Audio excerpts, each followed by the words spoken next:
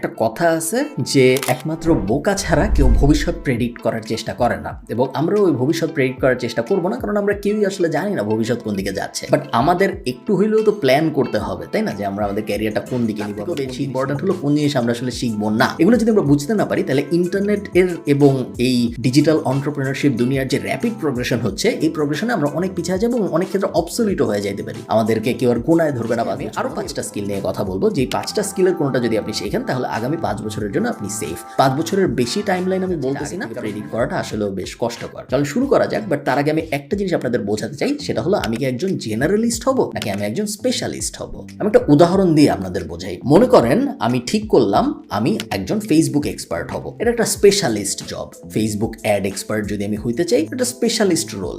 Generalist হবে digital marketer হব, specialist হলো ফেসবুক অ্যাড এক্সপার্ট হব। Generalist versus specialist. একটা টাইম ছিল যখন মানুষ চিন্তা করতো যে আমি কি ডিজিটাল মার্কেটার হব, জেনারেলিস্ট একটা কাজ করব, নাকি আমি ফেসবুক অ্যাড এক্সপার্ট হব, স্পেশালিস্ট একটা কাজ করব। এটা একটা ডিবেট থাকে যে জেনারেলিস্ট হব না স্পেশালিস্ট হব। আমার মত হলো always try to be a specialist. তার কারণ আপনি যে কাজটাকে আজকে স্পেশালিস্ট হিসেবে পিক করতেছেন, ইন্টারনেট এত ফাস্ট মুভ করে যে আগামী 2 থেকে 3 বছর আপনি আজকে ভাবতে পারেন যে আমি একজন টিকটক অ্যাড এক্সপার্ট হব। এটা খুব স্পেশালিস্ট একটা রোল। দুনিয়া খুব বেশি মানুষ টিকটক অ্যাড এক্সপার্ট না, এবং এটা ডিজিটাল মার্কেটিং এর ভিতরে একটা sub segment. So digital marketing যদি হয় জেনারেল, তাহলে টিকটক অ্যাড স্পেশালিস্ট হবে একটা স্পেশালাইজড রোল। তো আপনি ঠিক করলেন আপনি টিকটক অ্যাড স্পেশালিস্ট হবেন। আপনি 1 বছর অনেক ঘাটাঘাটি করলেন, অনেক অ্যাড চালাইলেন, আপনি কোর্স করলেন, আপনি টিকটক অ্যাড স্পেশালিস্ট হয়ে গেলেন। 2 বছর পরে যেটা হবে, টিকটক অ্যাড স্পেশালিস্টের ভিতরে অনেক সাব সেগমেন্ট শুরু হবে। যেমন ধরেন আমি উদাহরণটা একটু উল্টায় বলি, তাহলে আপনাদের বুঝতে সুবিধা হবে। একসময় মানুষ ফেসবুক অ্যাড এক্সপার্ট হয়েছিল একটা স্পেশালিস্ট রোল, কিন্তু আজকের দিনে ফেসবুক অ্যাড এক্সপার্ট কিন্তু জেনারেলিস্ট রোল। তার কারণ ফেসবুক অ্যাড এক্সপার্ট হয়ে গেছে জেনারেলিস্ট, ওটার ভিতরে সাব সেগমেন্ট হিসেবে চলে আসছে reels ad expert, Messenger ad expert, conversion ad expert,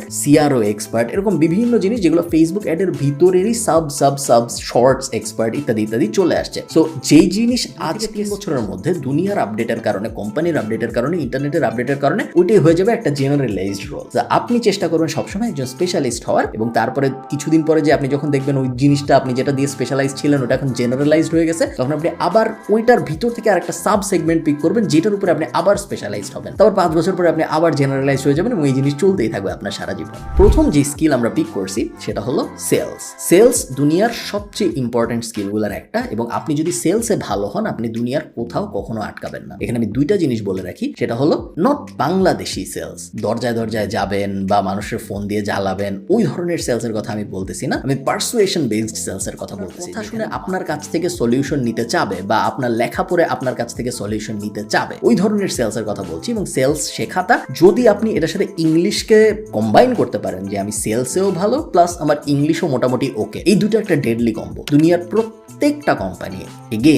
প্রত্যেকটা কোম্পানি সেলস এক্সপার্ট খুঁজতেছে। এমন কোনো কোম্পানি নেই দুনিয়ায় যেখানে যে আপনি বলতে পারবেন যে ভাই আমি একজন সেলস এক্সপার্ট, তোমার আমাকে কোনো টাকা দিতে হবে না, আমি তোমার জিনিস বেচা শুরু করি, প্রত্যেকটা বেচার 10% কমিশন আমি নিই। যে আপনাকে বলবে যে না আমি তোমার চাকরি দিব না, এমন কোনো কোম্পানি নাই। তো আপনি যদি সেলস এক্সপার্ট হন এবং আপনার যদি ইংলিশ স্কিল ভালো থাকে, তাহলে পুরো দুনিয়া আপনার জন্য ইমিডিয়েটলি ওপেন হয়ে যাবে। আপনি দুনিয়ার যে কোনো জায়গায় বাংলাদেশে বসে চাকরি করতে পারবেন বা ওই দেশে চলেও। 21শ শতাব্দীর সবচেয়ে গুরুত্বপূর্ণ স্কিল।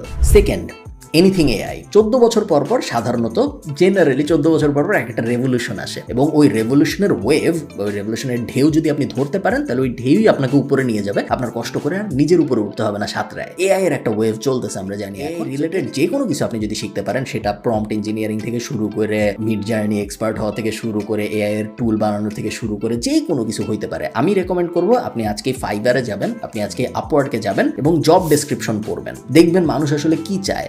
ফাইবারে গেলে আপনি ডাইরেক্ট গিগ দেখতে পারবেন মানুষের, আর আপওয়ার্কে গেলে আপনি জব দেখতে পারবেন কোম্পানির ক্লায়েন্টরা কি কি ধরনের জব পোস্ট করছে। আপনি জাস্ট পড়ে, যদি আমি করতে চাই তাহলে আমার কি কি স্কিল থাকতে হবে, এবং আপনি একটা কাগজ নিয়ে ওই কাগজের মধ্যে লিখবেন যে এই আমার যদি আজকে এই স্কিলটা থাকতো তাহলে আমি এই কাজটা করতে পারতাম। 4 দিন বা 5 দিন এটা করবেন, এবং তারপরে আপনি যখন ওই কাগজটার দিকে তাকাবেন আপনি দেখবেন 20 থেকে 30টা স্কিল জমে গেছে এআই রিলেটেড। যেই 20 থেকে 30টা স্কিল থাকলে আপনি গত 4 দিনে বিভিন্ন কাজে অ্যাপ্লাই করতে পারতেন। হয়ে গেল আপনার স্কিল লিস্ট, এবং তারপরে আপনি এই 20টার মধ্যে থেকে যে কোনো 2টা 3টা 6 মাসের মধ্যে শিখে ফেলার চেষ্টা করবেন, এবং তারপর কাজ শুরু করবেন, কাজ করতে করতে আপনি আগামী 2 বছরে বাকিটা শিখবেন। So anything AI highly recommended, specially in today's time.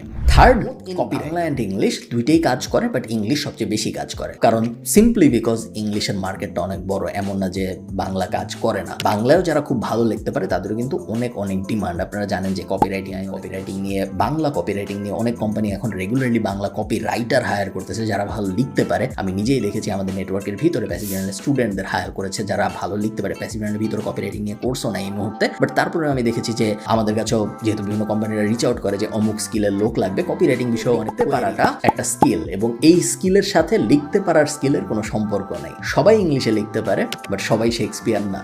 সবাই বাংলায় লিখতে পারে, বাট সবাই হুমায়ুন আহমেদ না। আপনাকে যে বাংলা দ্বিতীয় পত্র পড়াইতো স্কুলে, সে হুমায়ুন আহমেদের থেকে ব্যাকরণ অনেক ভালো জানতো, সে অনেক ভালো লিখতে পারতো, সে শব্দ অনেক ভালো জানতো, সে কারক, সমাজ, সন্ধি টন্ধি ইত্যাদি অনেক ভালো জানতো, কিন্তু সে হুমায়ুন আহমেদ বা রবীন্দ্রনাথ ঠাকুর হয় নাই। হুমায়ুন আহমেদ বা রবীন্দ্রনাথ ঠাকুরই হুমায়ুন আহমেদ বা রবীন্দ্রনাথ ঠাকুর হয়েছে। সো এখানে আপনার একটা জিনিস বুঝতে হবে, লিখতে পারা দুইটার মধ্যে বড় ডিফারেন্স আছে। কপি রাইটিং আমার মতে সেলসের মতোই একটা খুব পারসুয়েশন স্কিল, সেগুলো খুব গুরুত্বপূর্ণ স্কিল, এবং কপি রাইটিং এর মধ্যে অন্যতম।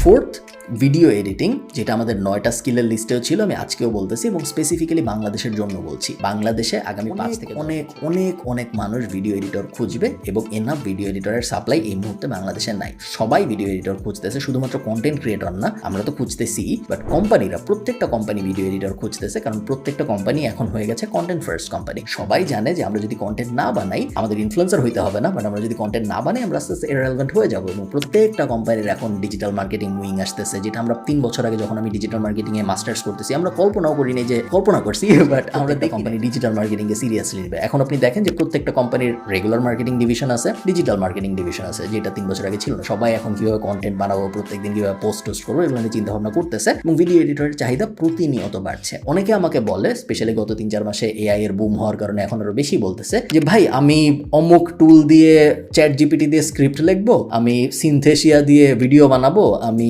11 ল্যাবস দিয়ে অডিও বানাবো, তারপর সবকিছু মিলায় আপলোড করে দিব, আমার চেহারাও দেখাইতে হবে না, আমার কিছু লিখতে হবে না, আমার ইউটিউব ভিডিও হয়ে যাবে। সবসময় মনে রাখবেন, ডিটি হয়ে যায় ওই জিনিসের ভ্যালু কমে যায়। ওই জিনিস সবাই করতে পারে, ওই জিনিসের কোনো ভ্যালু নাই। ওই জিনিস করে আপনি লং টার্মে কখনোই বড় বিজনেস দাঁড় করাতে পারবেন না, মিলিয়নিয়ার হওয়া তো দূরের কথা। আপনার এমন জিনিসই করতে হবে যেখানে আপনি মানুষকে ভ্যালু দিতে পারতেছেন, এবং কমোডিটিতে ভ্যালু দেওয়া যায় না। সো ওই যে আমি অটোমেট করে 2 সেকেন্ডের মধ্যে একটা ভিডিও বানায় ফেলবো, 5 সেকেন্ডের মধ্যে একটা শর্ট বানায় ফেলবো, এগুলো করে আমার মতে বেশি দূর যাওয়া যাবে না, কারণ ওটা সবাই করতে পারে। ওটা সবাই যেটা করতে। Last, pick an offline skill এবং try to bring it online. So আমি একটা এক্সাম্পল দিই। মনে করেন আপনার একটা অফলাইন স্কিলের প্রতি আগ্রহ অনেক বেশি, আপনি ঠিক করলেন যে আপনি গিটার বাজানো শিখবেন, খুব ভালো কথা। আপনি কোথাও যাবেন যেখানে গিটার বাজানো শিখায়, সায়েন্স ল্যাবের মোড়ে যাবেন, এবং ওখান থেকে আপনি খুব ভালো মতো গিটার বাজানো শিখবেন, বা দাবা খেলা শিখবেন, বাংলাদেশ দাবা ফেডারেশনে যেয়ে শিখে ফেললেন।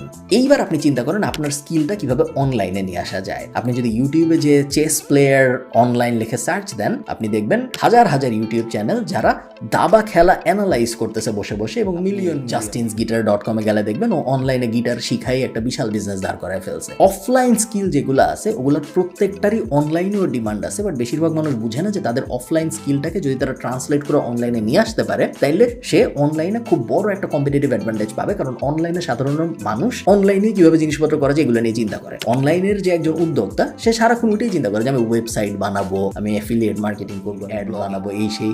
কিন্তু কেউ এটা চিন্তা করে না যে আমি প্রথমে মাছ ধরা শিখবো, অফলাইনে লিটারেলি মাছ ধরা শিখবো, এবং তারপরে অনলাইনে এসে মাছের হুক কিভাবে বানাইতে হয়, হ্যান ত্যান, এগুলো নিয়ে ব্লগ বানাবো। তো অফলাইনের স্কিল যখন আপনি অনলাইনে আনতে পারবেন, আপনি খুব বড় একটা কম্পিটিটিভ এজ পাবেন। এই এজটা আপনার ব্যবহার করতে পারা উচিত। লাস্ট 2টা ব্যাপার বলবো আমি।